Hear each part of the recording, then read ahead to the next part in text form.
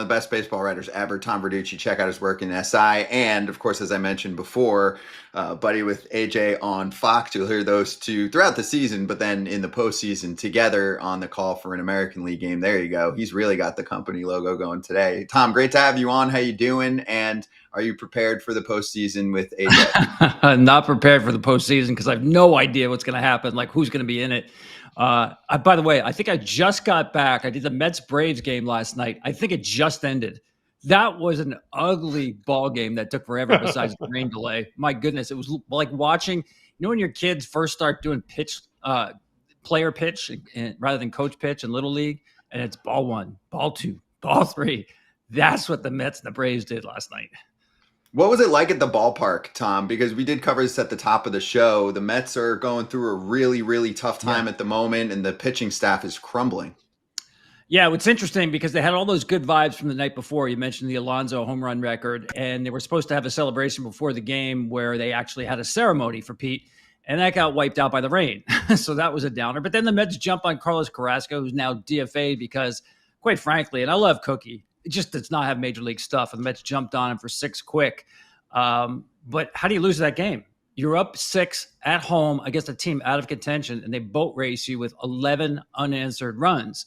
And again, it's something that's really harmed the Mets all year. They can't command the baseball. They've walked more batters than any pitching staff in the National League. It's been a problem all year. We know all about the lack of length from their starting rotation. That's still an issue. And I don't see it getting better anytime soon. Yes, they fortified the bullpen, but that starting rotation right now is a real problem for New York. Tom, that's one of my questions with the Mets. Is it just the starting pitching not giving them length? The bullpen gets worn out, but they haven't hit either. They haven't hit like we thought the Mets would hit. So what the heck is – we can throw the Yankees in there too. Like, what's going on in New York? Did something happen to the water that we don't know about? Yeah, something in the water. I'll tell you, with the Mets, it is a little bit the offense. I thought they had a top 5 offense when the year started. It hasn't worked that way. You look at Soto, and he's taking more strikes in the zone than ever before in his career. We know he's a patient hitter, but then when he gets runners on base, he's hitting below 200. He's between a lot of times, and that was the case last night. I know he hit a home run. Why Carrasco threw him a 4-seam fastball, I do not know. Because Juan Soto does not hit sinkers. He absolutely destroys 4-seamers. And that's not the kind of guy to challenge Juan with a 4-seamer. But after that, they just spun him to death, and he struck out 3 straight times, bases loaded. So Lindor has gotten extremely streaky this year. That's hard to figure. We know he's a good offensive player, but he's been in one of those funks now. But you look at the bullpen that you mentioned, AJ, it's interesting to me. Yes, you can be like San Diego and bullpen teams to death. But to do that, you have to have them lined up in order. Like Helsley is the guy to me that got to be that weapon. Drop him into a game, middle of the order, 6th or 7th inning, get out of that jam. You've got Diaz behind him to close it to face the middle of the order the next time he comes up. They can't do that with Helsley. He's so used to being a 1-inning, clean guy, does not do up and downs, has a routine to get ready for the 9th inning.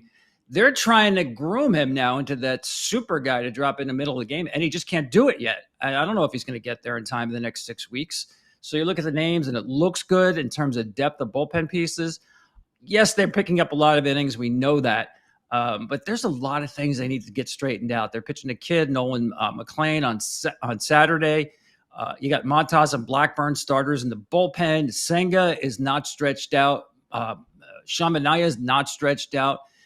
Clay Holmes is only a 5-inning pitcher right now at best. That's why I say this is something that is not just a slump. I like the offense still. I think that's a slump. But the pitching staff has some real-world issues. They have issues. You talked about Cookie Carrasco not being a big league pitcher. This is a team with playoff aspirations. If I were to say at the beginning of the season, World Series aspirations. The lineup has the potential to be a World Series lineup. Does the pitching staff as a whole even have the chance to be a NLCS pitching staff? That's a great question. As much as I know that bullpen dominates in the postseason, right? Look at last year. Dodgers win the World Series. Their starters go 4-4. The bullpen goes 7-1. I think the relievers threw more innings than the starters. So there is a path. But you still, at times, as Yamamoto did, you need some guy or 2 guys to go out there at some point and take the ball into the 6th and 7th inning and win the game yourself as a starting pitcher. Right now, the Mets don't have that pitcher. Now, if Senga is fully stretched out and he's healthy, yeah, he can be that guy. But again, he's not there. He's still going to need some time. You guys know that these pitchers have to go through progressions to work up to being that, 80 to 100 pitch guy to pitch 3 times through a lineup. The Mets literally don't have one of those starters right now. And yes, I think as much as I like their bullpen, that's still a problem when you get to postseason baseball.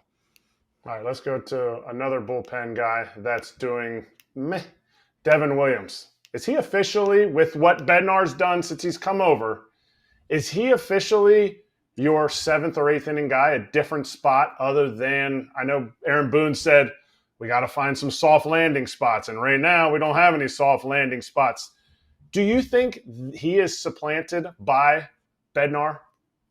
I do. I mean, in my, that circle of trust, late game, high leverage guy, have a lead, lock it down. I'm all about Weaver and Bednar before I put Devin in that position. Now, he may get there. I'm with you.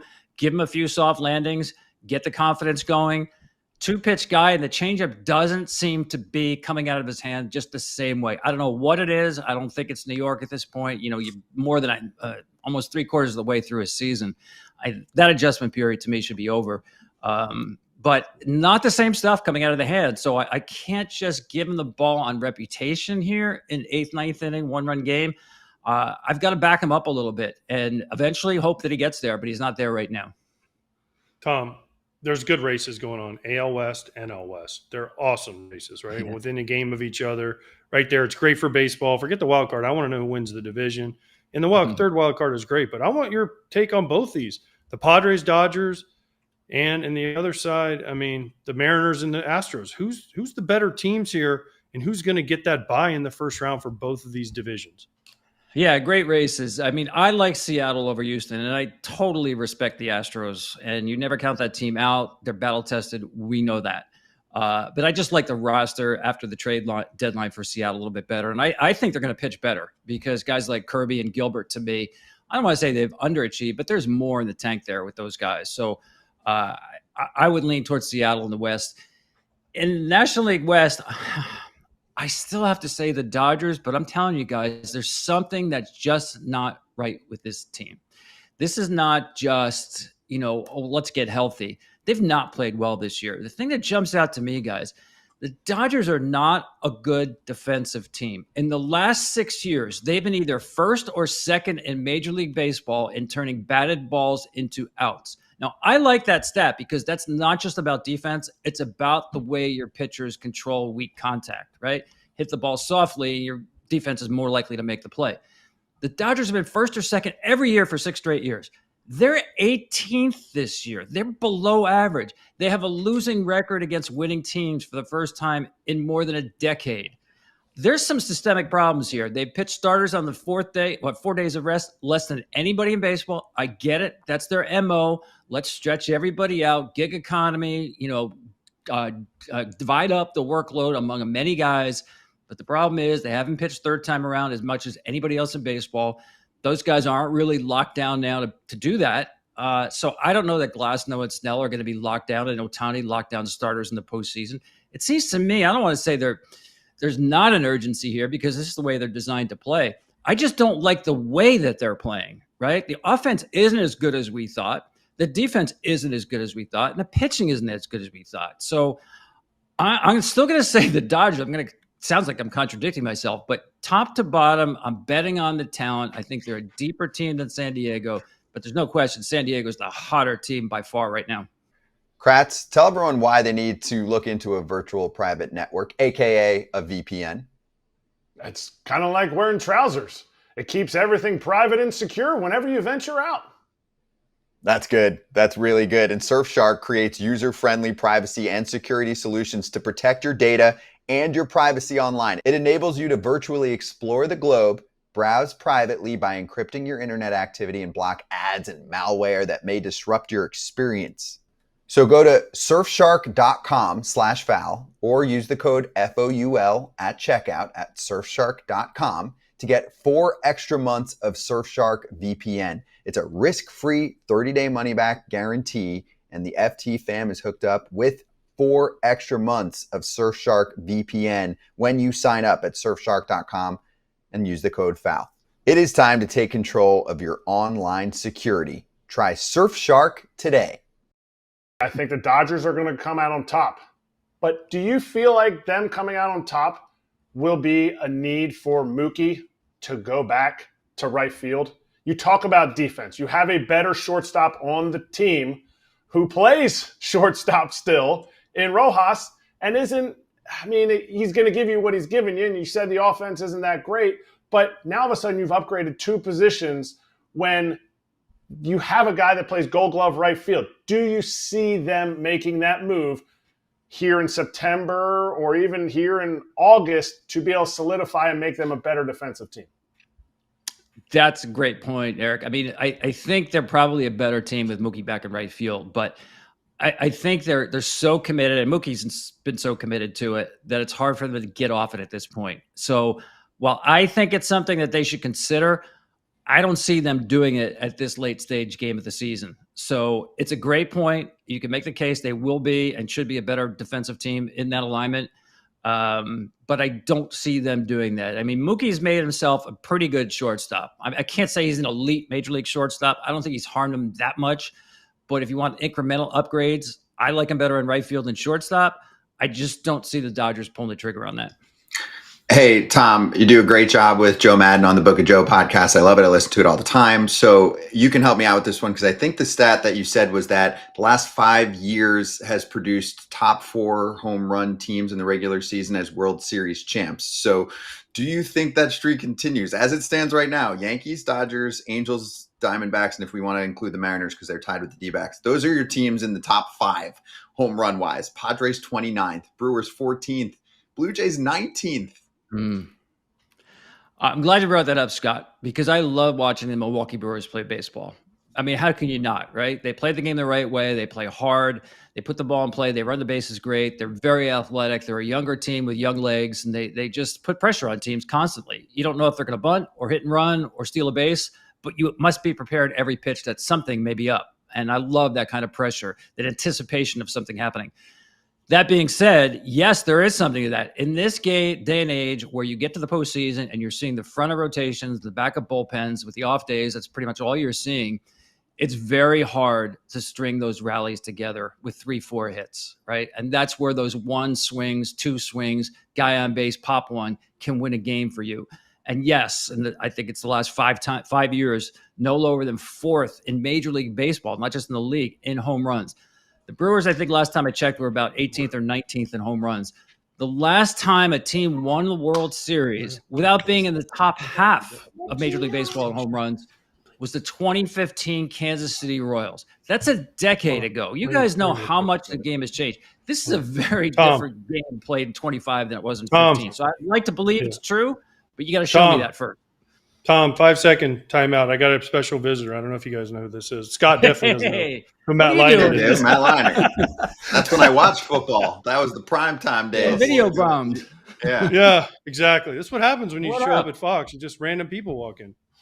Oh, nice. Oh, tell me good things about Penn State. I just got to know good things about Penn State. He wants a good thing about Penn State. Anything good about Penn State? That they return a lot of dudes. We'll see. I think they're going to win it all. He said they're going to win it all. By the way, UCLA? No.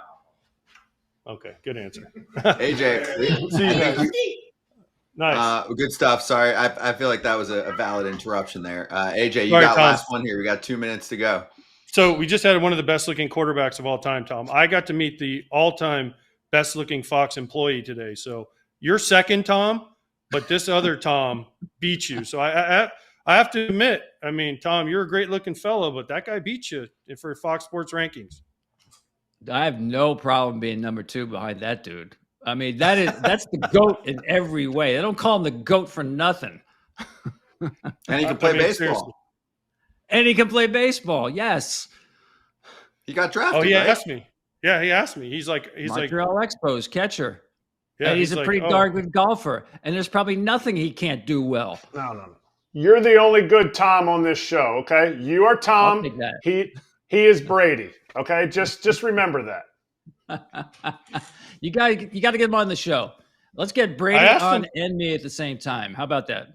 Ooh, I asked would him. love He that. said he would if he could fit it in his schedule, which his schedule's Yeah. pretty busy. But he said he would. He loves to talk baseball. I mean, we just had Matt Leinart on. I mean, Tom Brady, Matt Leinart. Yeah, we're one One step has a- away. One step away. One has a Heisman, the other one doesn't. I mean, right? Oh, Well done. That's true. That is something AJ would say to both of them if he was standing with them both. Hey, how does it feel to I have just a asked- Heisman? Leinart's son walked in and he had a USC shirt. I'm like, UCLA, right? And he's like, what? And he gave me knuckles. His dad's like, no. And he's like, USC. That's good.